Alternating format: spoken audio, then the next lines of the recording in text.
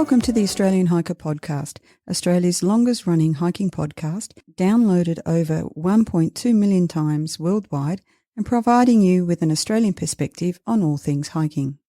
We're your hosts, Tim and Jill Savage, coming to you from Ewan Country. This is episode 326 of the Australian Hiker Podcast. And in this week's episode, we talked about the newly opened Munjip Trail located in southern New South Wales near the town of Batemans Bay. We hope you enjoy. If you'd like to help support Australian Hiker and this podcast, there are a couple of ways that you can help us out. Firstly, by subscribing on your podcast host of choice so that each episode is available as soon as it's published. And if you have the opportunity, leave us a 5-star review. Another way to support us is go to the Australian Hiker website at www.australianhiker.com.au and click on the support us page and buy us a coffee. You can do a one-off donation or become a monthly supporter. All donations are greatly appreciated and help us to continue producing this podcast and blog. Now let's get on to today's episode.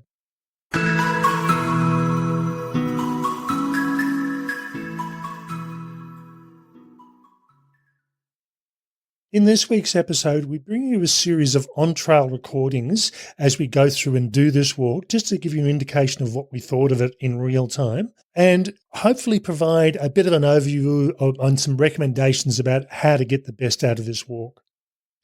This walk isn't overly long. At its longest, it's 18 kilometres if you do every lookout, or 15 kilometres if you do the shortest option from end to end. So it does mean you're either going to do a double length walk if you drop your car off, walk to the end and then turn around and come back again, or you're going to need to organise a car drop off or a taxi or an Uber at the other end. And we'll let you know what we did on the day. The Munjip Trail offers a chance to immerse yourself in ecosystems of both land and sea. It takes in a good range of geological features, flora and fauna, and also deals with cultural heritage, hence the name. Among it all is the artwork and stories of the Walbunja people, members of the oldest continuing culture. The trail passes through a variety of landscapes, including bushlands, bays, beaches, headlands and rock platforms, and along the way you'll find striking coastland views and peaceful places from which to look out to the sea and the artwork encouraging you to look within. We hope you enjoy today's experience, and it encourages, if you are down that way, to go through and do this lovely little walk. It's 8:40 on Saturday morning, the 6th of September, and we're here at the trailhead, northern trailhead of the Munjip Trail. This trail officially opened probably around about late June, and I think they still are doing some work on it according to the website. Eurobadalla, the Shire Council, which this walk sits in, saying it will be completed in 2026, but I think they've pretty much opened and it's looking pretty good. This trailhead that we're at the moment is it's brand new by the look of it, and it's a really attractive car park, if you can say such a thing about car park. It's built in amongst all the shrubs and the trees. It's well landscaped. There's lots of little viewing platforms from the this end of the walk, looking back towards Batemans Bay, looking over towards Long Beach across the Shoalhaven River. It's looking like it's been set up well from this point anyway. We'll see how we go on the rest of the walk. You'll find more information on the website either under the Munjip Trail or else under the Batemans Bay Headland Walk. So they seem to be, the working name seem to be the Batemans Bay Headland Walk, and they've officially named it the Munjip Trail. Yeah, beautiful day. Can't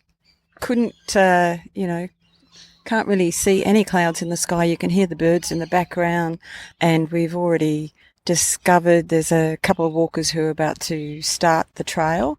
But yeah, the first leg you can see into the south, and it's just looking gorgeous. So yeah, very much looking forward to this one.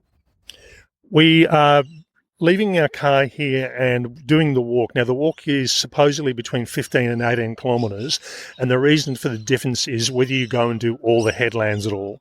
So you could probably spend 20 minutes, half an hour wandering around the little viewing platforms. There's a number of them. So it really depends on whether you want to do just the trail itself or sections of it. And you don't have to do the whole lot in one go. But there's no way I'm going to turn around and do another 15 to 18 kilometres back. Not at the moment anyway. So what we've done is we just had As Jill said, there was another couple that just got dropped off by the taxi, and their car's obviously on the southern trailhead.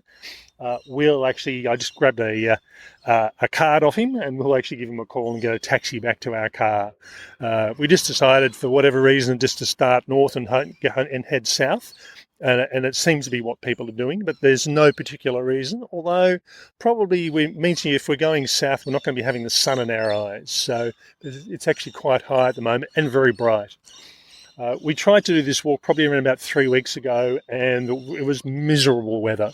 And while I don't mind hiking in bad weather, there are some beach walks and some rock platforms to come across, and it's a bit hard to be enthusiastic about a walk when it's pouring with rain. So we will head off.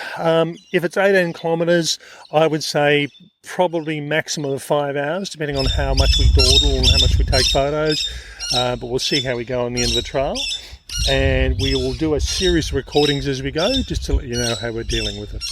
Okay, talk to you soon. So we've been going for just over 45 minutes now and covered 2.16 kilometres. So at this rate, we'll probably take 8 hours to finish the entire track. Having said that, I'm in photography mode, and I've taken so many photos in the first 2 kilometres. We've just gone through Sunshine Beach and come up to the headland. We haven't quite reached the peak of the headland, but there's a lovely little spot to view out over the ocean and a park bench. So we're sitting here and just taking advantage of it. Just a word to the wise. We came off Sunshine Beach, up a set of stairs, and it appeared we should go straight ahead, and we did. And that took us down to the suburbs and the road and pointing us right, and then we could see that it was pointing us back down the hill again. So what that was the high tide diversion, which means if you couldn't get around because of the tides on the beach, you came back out and avoided that area. And when we turned around, we could see the sign, but we could only see it from that angle. Coming up the stairs, it's hidden behind some plants and a tree trunk, and you just wouldn't have noticed it. So as soon as you hit the steps at Sunshine Beach, turn hard left. Yeah, that's right. We missed that hard left turn at the top of the stairs and went along between the houses. And there was a very helpful fellow who was putting out some garbage who helped us on our way. He apparently, we obviously look confused, and there are walkers who do look confused on a regular basis. So that seems to be his job at the moment. Yeah. So I think they need to move the location of that sign, otherwise it is going to confuse people. Yeah, it's just the ocean's fairly calm. I mean, I have seen it calmer, but it's pretty calm and flat. It is a lovely sort of day, so really enjoying it so far. And it's getting your eye in on the signs and trusting, I suppose. But yeah, it'll be interesting to see how we go for the rest of the trip. Yeah, it is lovely. We're seeing a few people out just walking on the beach. I can see some boats. Probably by the look of it, there's a combination of fishing and diving. So yeah, great day to be out. And some swimmers. Okay, well, morning tea time, and then we'll head off. We've been going for 1 hour and 50 minutes, and we've done 4.8 kilometres, so speeding up slightly, but I'm still taking an awful lot of photos. It's just such a lovely day. We're at Surf Beach at the moment. Might be a bit echoey. We're sitting at the picnic table, which is underneath a metal covered roof, so it's a bit... And the picnic table's metal too. Yeah, so it's a bit echoey. But again, lovely walk so far. We're just about to go back down onto the beach to continue on. A number of the beaches seem to have high tide alternates, so you definitely need to have a tide table with you, or you can sort of pay attention as you're going. And for us, we're in between tides, low tides at around about 1 o'clock. So if anything, the tide's going out for pretty much the rest of the walk. So a good place for a stop and a break. If you feel so inclined, you can go and have a coffee at the takeaway across the road. There's a supermarket just as you come out of the bush. So it's well looked after in regard to facilities, picnic tables, toilets on a regular basis. Some of the beaches have barbecues, so you could really make a day of this. And even if you were walking, you could meet the family for lunch somewhere and continue your walk on. Yeah, it's a really nice one, actually. We haven't spent very much time at all walking along roads or suburbs, which is always nice. just hugging the coastline, the headlands behind a whole lot of houses. So that's kind of interesting if you're into the architecture. Over the generations, you can definitely see the 70s, 80s, 90s and onwards develop as you go. So, yeah, we're enjoying it. And as Tim said, it's a beautiful day. Okay, another time for morning tea again. It's 2:20. We've just had lunch at the little takeaway at Pretty Point Bay. We were planning on having lunch a bit earlier, and we pulled into Mosquito Bay, and they were closed for the day. So we sort of pressed on again and had a late lunch.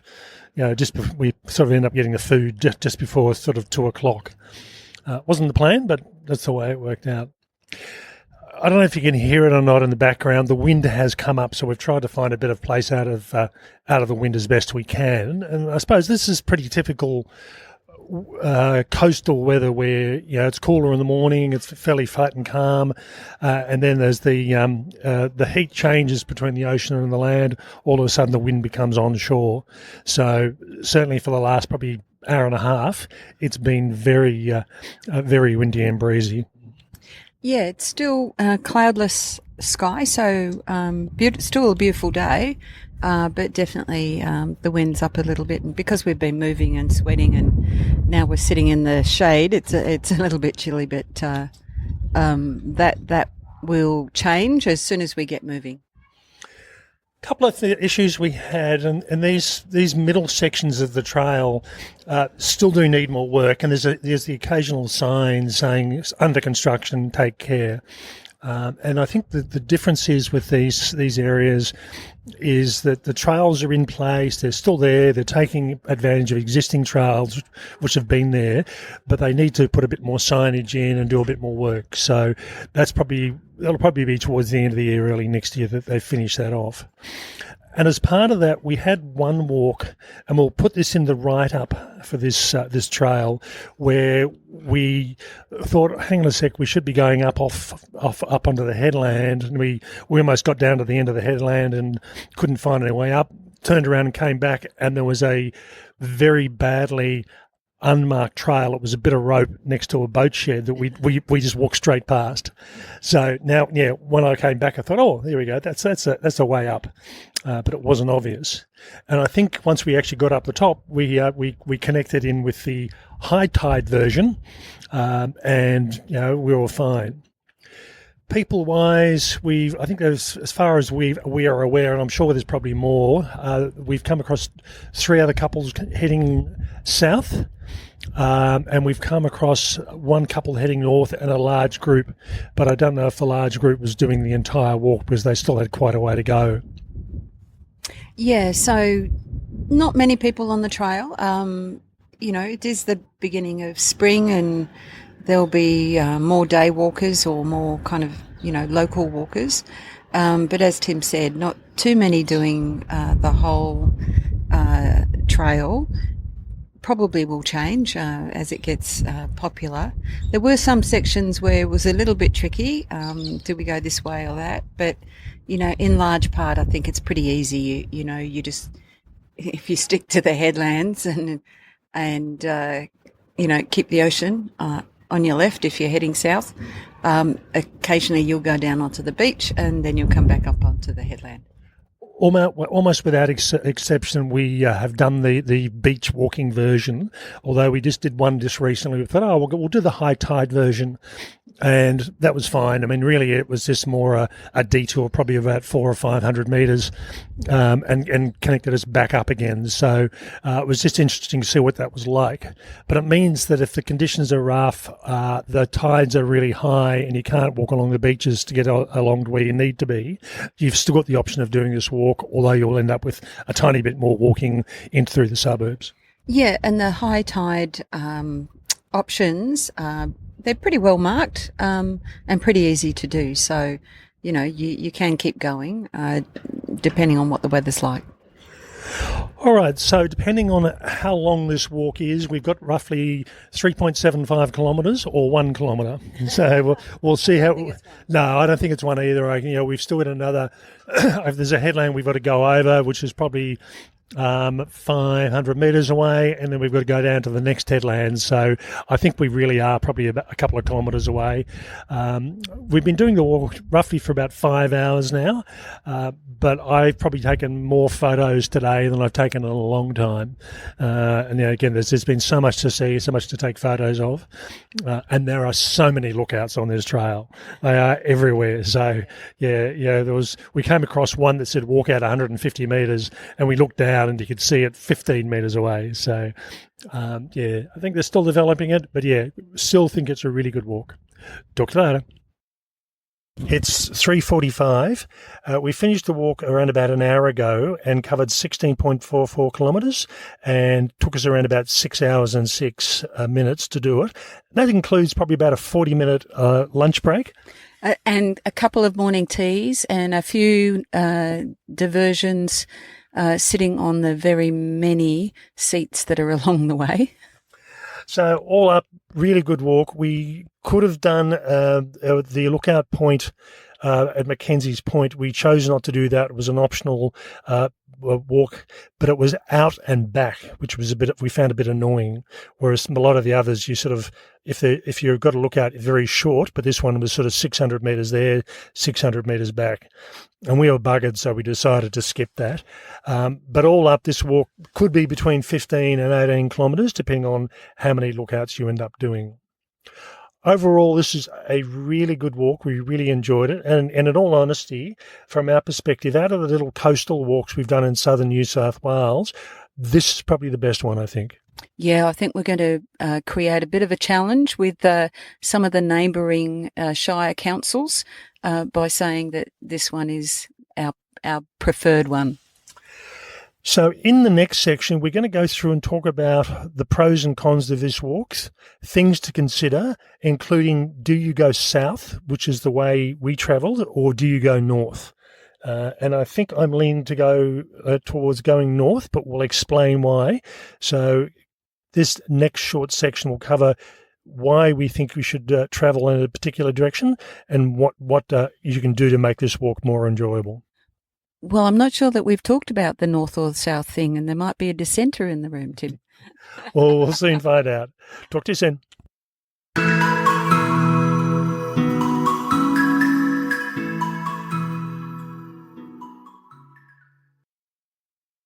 So that was our on-trail recordings from the newly opened Munjip Trail, which is on the southern end of Batemans Bay in southern New South Wales. For us, this is a bit of a repeat of previous walks we've done, in that we've done the Kiama Coast Walk, we've done the Ulladulla Headlands Walk, we've done the Murrumarang Walk, and this is just moving further south.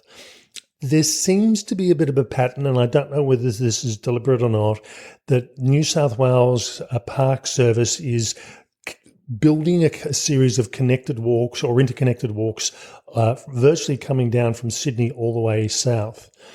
Now, there is an informal route taking you from, I think it's Martin Place in Sydney, down to Malakuta, just over the Victorian border. And this looks like they're going through and putting all these little walks in place to build that connection all the way through. So I can see that the towns will go through and do this, and they'll start building these connecting walks over the coming years. For us, when you think about, okay, we've done Ulladulla, we've done Kiama, how does this one rate? And I think both Gill and I agree that we came away from this walk with the view that this was probably our favourite. Yeah, absolutely. The other walks, it's a combination of coastal, urban and bushland, but I think by far there's much more bushland on the Munjip Trail. You're always very close to houses and so on, but not so much walking through the township or, spending long periods of time walking on roads through the suburbs to get to the various kind of, I guess, remnant bushland that you clearly want to be part of.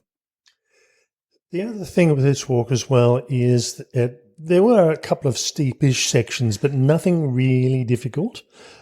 It was a lot of beach walking, not much in the way of rock platform walking, and you were behind the houses, between the houses and the cliff line, but you really, in most cases, did feel like that you're in bushland.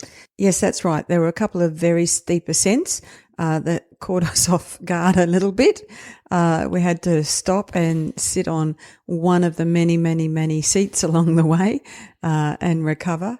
But largely, I thought it was pretty easy. It is rated as a 3, mostly because of the length of the trail. Pretty easy, very, very accessible for a lot of people.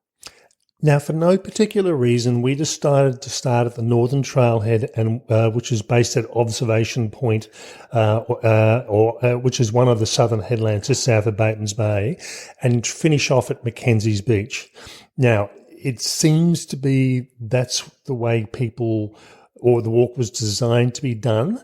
But on the day we had, that we were aware of at least anyway, there was about 6 to 8 people, including ourselves, that were heading south, and we came across various other walkers in groups, whether some doing the whole walk, some doing sections of the walk, coming the other direction.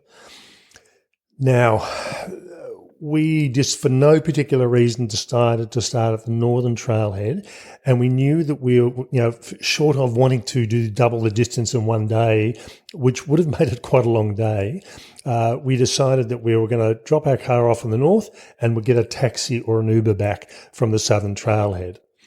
Now, in all honesty, we got there, we rang the taxi, and the taxi said, look, I've already got some jobs booked. I'll be there as soon as I can. Probably about 35 minutes later, he turned up. And then within a short distance or short time frame after that, we were back at our car again. Which direction you go is going to be personal preference. And I don't know whether Jill's going to agree with this or not.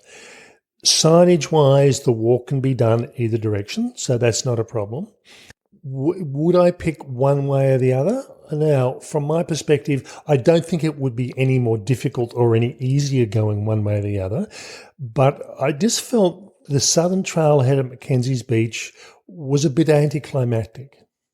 Look, I would agree with that. We got there and it was a little bit like, oh, we're here. Other than the very impressive sculpture of a whale tail, that was pretty much what we had.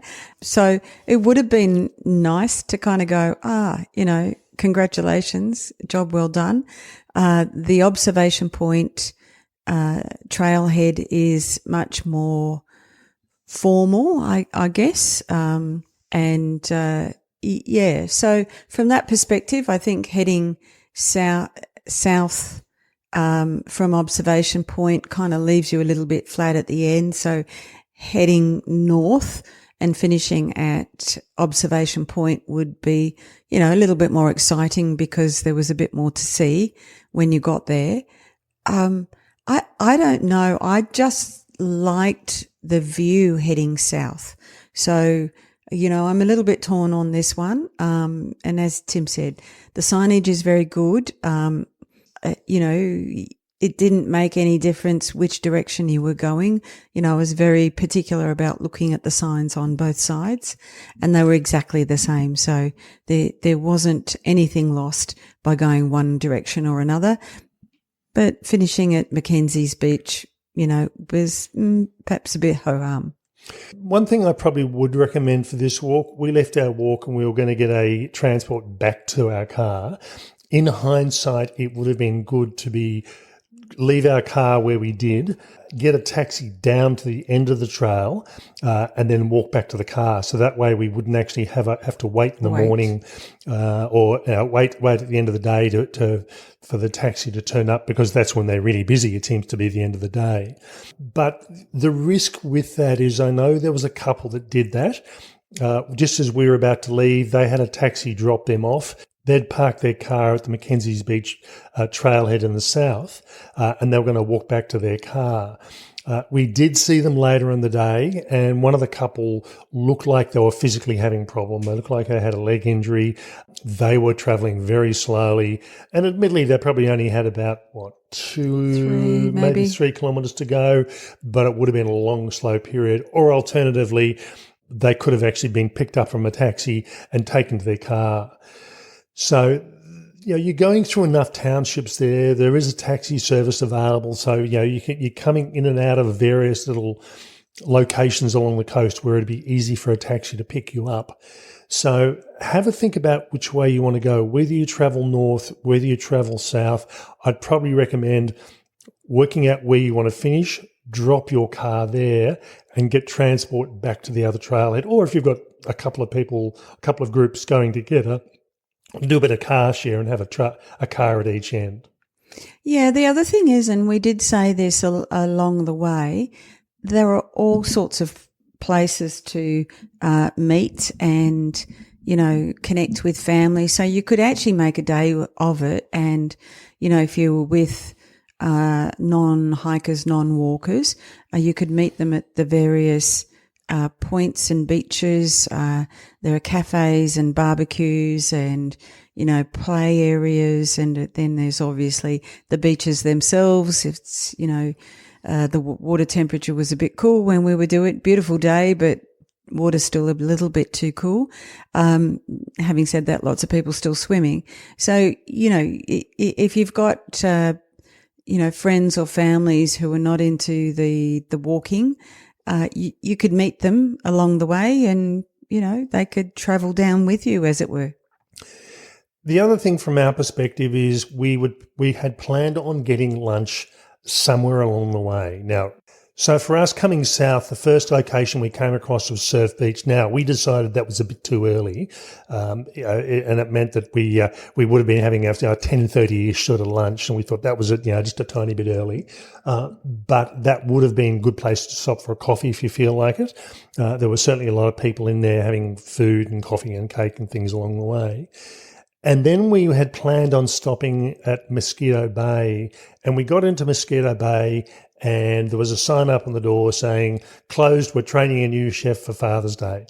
So we thought, okay, well that's okay. We did have food with us, but we just felt like not eating peanut butter and almonds for lunch. So we pressed on and had great fish and chips at Pretty Point Beach, which is kind of the little suburb of Malua Bay. It's the actual Malua Bay is the one further up, but this was Pretty Point Bay, where most of the activity is in and around Malua. And we were lucky on that one. We probably got there around about, I'd say, 20 to 2, and they closed for lunch at 2:30. For lunch, yeah. So it was good fish and chips, though. Yeah. So if we had have been dawdling just a bit slower, we might have missed out altogether. So keep that in mind, and it might be worthwhile checking. Now, if you're travelling north, again, you could probably stop. Really, you wouldn't have been going for longer than probably about an hour and a half in the morning, and you hit where we had lunch. So you'd probably be looking at Surf Beach for the main lunch spot. So it's a matter of deciding. I think if you start, we started just before 9 o'clock. If we had started at 8, that would have meant we wouldn't have had too much of an issue. And as it was a late lunchtime. So yeah, it was a late. We were a bit hungry by then. So in hindsight, would have been better off starting, say, an hour earlier. We would have got there at a good sort of timing.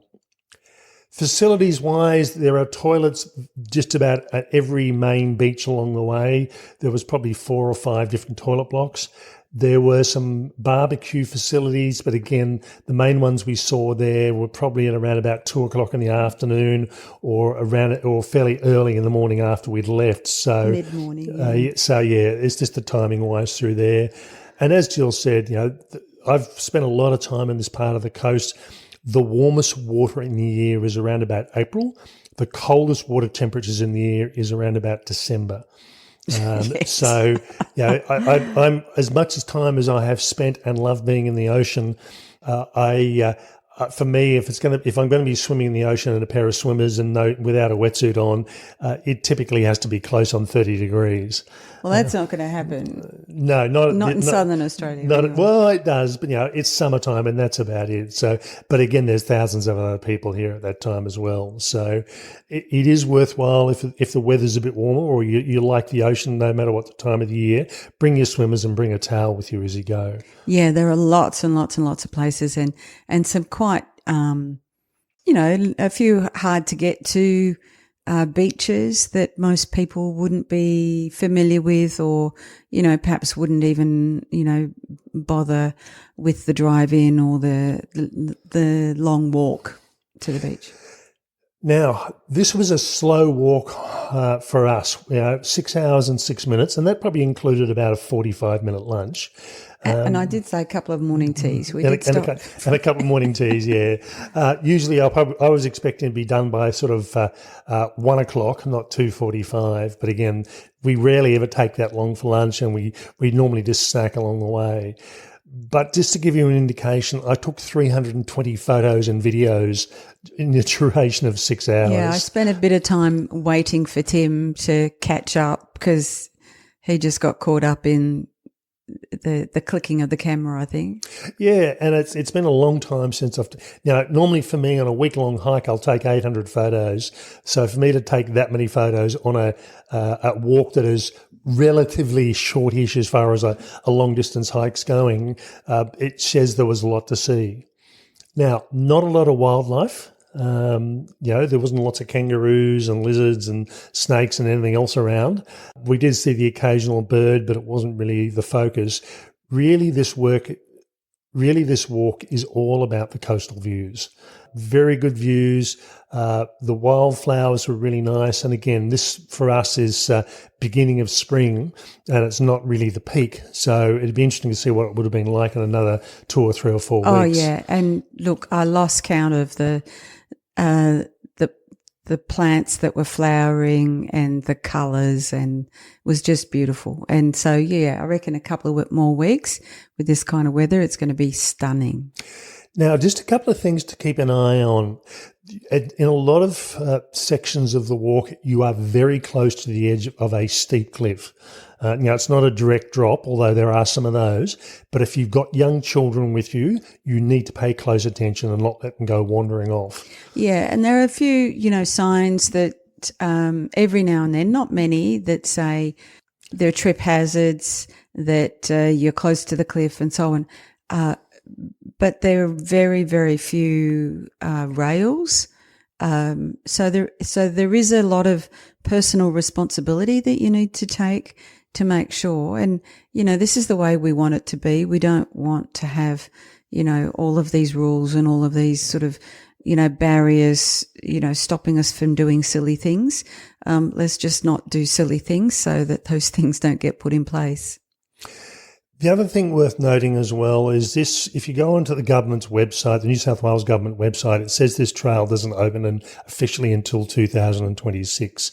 Now, we thought, okay, well, the website's up. There's a map. It's not an interactive map, but it's a map that says, okay, here's number 1, here's number 2, and this is what you're looking at in these locations. So it's not a matter of following along. You can see where you are on the trail. But this is an Indigenous-based trail. It's got a lot of information about whales and fishing and Indigenous culture along the way. So it's quite interesting there. But what we did find with that is it was in a bit of a combination, I suppose, in that a lot of the times when you went down on the beach, there was a sign that said high tide alternative, which means you skirted around the bay rather than trying to deal with high tides and get drenched as you're trying to walk along skinny little beaches.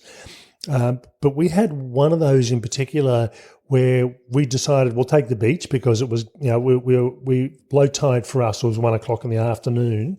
So we were walking into lower tide as we went through the day. And we walked along the beach and we walked past the boat shed and thought, okay, we still can't see a sign. And we kept on walking and kept on walking. And we got to a stage and we thought, no, we've missed something here. We're going to have to go back. There was a lot of rock platform walking there that we didn't need to do. That's for sure. No, so and then I was a bit ahead of Gill, so I stopped at the boat shed and thought, there's a trail that goes up the cliff. It was unmarked. It wasn't formally done. So it was more just a series of rocks with a hand rope that pulled you up, and that was about it. Now, not a cliff, but it was, you needed the rope to sort of steady yourself. But it takes you directly back to the formal part of the trail. And, a lot of cases on this trail, there are the high tide routes that you can follow, and it was right bang on to the high tide route. So clearly it was the right place. But it was just a little bit hard to see from the beach. So I'm guessing what that means is they'll put another set of stairs there at some point. So again, I think they've still got little bits of tinkering to go. As we mentioned in previous recordings, there was one. We came up off the beach and we went straight ahead and we ended up back in the suburbs and thinking, hang on, it's sending us around in a circle. And thankfully we had a very helpful local say, oh no, you need to go back up there and turn this way. Yeah, he sees a lot of people looking confused, looking at Google Maps, wondering where the trail went. Yeah, so lots of people to help you.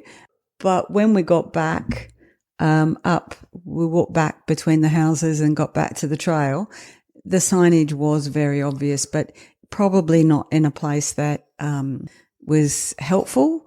And we had that a couple of times. A couple of times the sign needed to be perhaps on the left rather than the right, and we might have seen it a little bit more quickly, or it might have been a little bit more obvious. Yeah, and we had another one that was hidden underneath a bush, and given that it wouldn't have been put in that long ago, they just need to do a bit of low trimming just so it was obvious. So overall, as I said, and there was one other location again, which was to do with a beach walk that says, okay, high tide alternative, or else you can go across the beach. I'm carrying an injury at the moment, and I thought I am not going to climb down there. I thought, if you're older or a bit frail, or you are carrying an injury, you're going to want to take the high tide walk. It looked like the trail had gone in and had been washed out by a storm. Yeah. So it might be another one of these ones where they've still got to put a series of steps in, and they hadn't done it yet. Yeah, and the high tide route was, pretty short and really easy and didn't take much time at all. Had a, very fancy bridge going over the creek. Much better option on that occasion. I think the other thing is that, you can tell where they've done the work on the trail, because the stairs going down into the beaches and back up are really, super structural. I think that's the only way I can describe them. They're probably the fanciest set of stairs that you've seen on a beach walk for a very long time. So all up, we really did love this walk. It was a lovely walk. It was pleasant. And as I said, the fact I took over 300 photos and videos probably gives you a good indication there was lots to see. Some of the views were just spectacular. And I must admit, we were lucky. We had, up until probably about lunchtime, we had a windless day. The ocean was calm. It was warm without being hot. It was really lovely. So definitely one of our favourite walks on the southern New South Wales coastline. Yeah, and I could see myself doing it again, or at least doing sections of it again, there and back, walking to a nice cup of coffee and back to the car. That'd be a good thing to do if you're short of time as well. Okay, so if you haven't already done so, go to the write-up of this podcast or this trail, and you'll see a little short video clip from start to finish of what we were seeing along the way, and also some of the pros and cons and things to keep in mind as you're going. Definitely worthwhile doing if you happen to be down this part of the coast. That's all for me. Bye for now. And bye from me.